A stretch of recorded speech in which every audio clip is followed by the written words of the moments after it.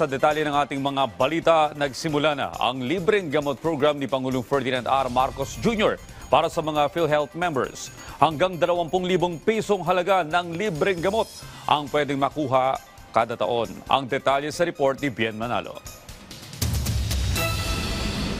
Epektibo na ang mas pinalawak na PhilHealth Guaranteed and Accessible Medications for Outpatient Treatment o PhilHealth Gamot. Maaari nang makapag-avail ang mga miyembro na aabot sa 75 outpatient medicines sa mga accredited gamot facility na may annual benefit limit na 20,000 piso. Kasama rito ang mga gamot para sa impeksyon, asthma at chronic obstructive pulmonary disease o COPD, diabetes, high cholesterol, high blood pressure at sakit sa puso at nervous system disorders, kasama na rin ang supportive therapies. Ilan sa mga accredited gamot facility ay VidaCure, Generica Drugstore, CGD Medical Depot Incorporated at Chinese General Hospital. Una nang inilunsad ang PhilHealth Gamot noong 2023 pero sa ilang probinsya na naman ang PhilHealth sa mga miyembro nito na panatilihing updated ang kanilang record para sa mas mabilis na transaksyon sa pag-avail ng benepisyo. In spite of us not having an additional subsidies, palawigin pa at palawakin ang benepisyo.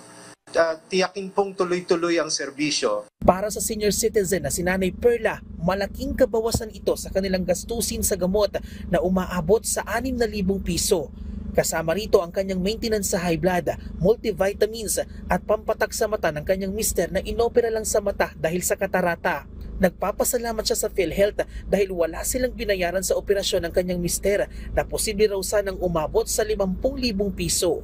Napakaganda ng pinaano ngayon sa mga senior kasi ang laki ng kaluwagan, bin mo 20,000. Makakameno sa amin, makakatulong ng malaki. Magpapasalamat ako sa PhilHealth na bibigyan kami ng tulong para sa mga senior citizen. Yun lang po, salamat po sa PhilHealth. Kinakailangan munang magparehistro ng mga benepisyaryo sa PhilHealth Yakap Clinic na malapit sa kanilang lugar para ma-avail ang PhilHealth gamot. Kailangan na may prescription mula sa primary care doctor na naglalaman ng Unique Prescription Security Code o UPSC na siyang ipapakita sa alinmang gamot facility kasama ang government-issued ID card. Ayon sa PhilHealth, 24 na iba pang facilities sa National Capital Region o NCR ang nagpasa na rin ng kanilang letter of intent para sumali sa naturang programa. Bien Manalo para sa Pambansang TV sa Bagong Pilipinas.